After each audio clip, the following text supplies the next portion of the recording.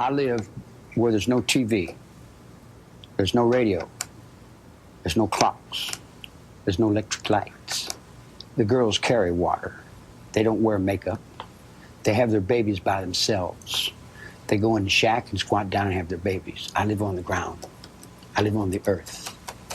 I lived in Hollywood, and I had all that. The Rolls Royce and the Ferrari and the pad in Beverly Hills. I had the surfboard and the Beach Boys and the Beasties and the Neil Diamond and the Rob Scott and the Jimmy Griffin and Elvis Presley's, Mesca Bestleys and all them guys. The Dina Martins and the Nancy Sinatras and the Gaffer Saffron. Will you do it to me? I hear you do it good, honey, and all that kind of. Will you come up to my house later? So I went through all that, and I seen that was a bigger prison than the one I just got out of, and I really didn't care to go back to prison. See, prison doesn't begin and end at the gate. Prison is in the mind. It's locked in one world that's dead and dying, or it's open to a world that's free and alive.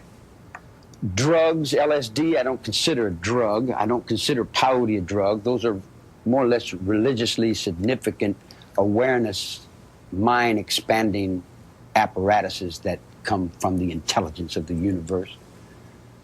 The reason that the girls liked me was, hey now, I'm all around you, round you. Hey now, up on your heart I can sing through you. And I play and I sing, and they say, hey man, you got soul in that music. And I said, yeah, I play a little bit, you know. I like music. And they said, man, you're really somebody. I said, oh, I am?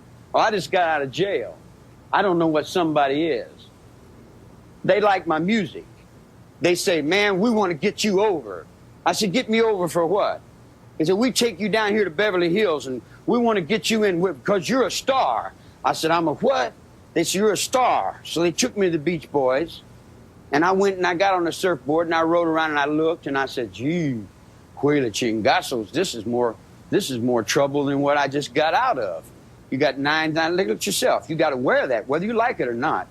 You got to do things. You got to get up and go through all kinds of changes, whether you want to or not, doesn't matter. Your whole life is put in your paycheck. You couldn't pay me all the money in the world to do something I don't want to do. If I'm shoveling the barn and you want me to go desk Kevin Rumflop, I say, no, I'm doing something right here. I'm helping this blind man. I feel better in doing what I want to do. I did not break the law. Jesus Christ told you that 2,000 years ago. You don't understand me. That's your trouble.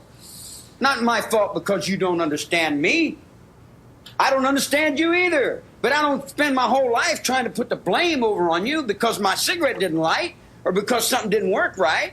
What do you want to call me a murderer for? I've never killed anyone. I don't need to kill anyone. I think it. I have it here. I don't need to live in this physical realm. I walk around in the physical realm, and I put on the faces, and I talk, and I play, and it's this big act, man. In the spiritual world is where I live. I exist in places you never even dreamed of. You talk about, this little physical realm you live in, guilty, and is he in sin? Well, how's your courts guilty? How many people do you think you've hung on the ventilators in the nut wards and forced medication on them?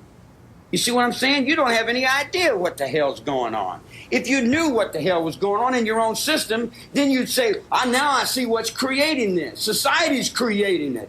Society's saying, we want these Rambos. We want these killers. Oh, wow, man. Look at that dude there. And you got little kids looking in the book and where they selling in it. Oh, yeah, Sears and Roebuck. Rambo from 12 to 15.